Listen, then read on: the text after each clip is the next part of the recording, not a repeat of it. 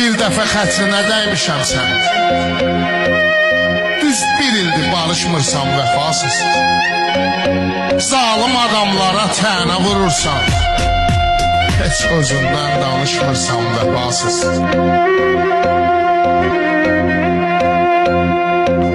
İstəsən gələrsən hərdən yanıma. İstəsən gələrsən hərdən yanıma. Özün gəlib görüşmürsən vəfasız. Mən hər şeyi dəyişməyə hazıram. Sən fikrini dəyişmirsən vəfasız.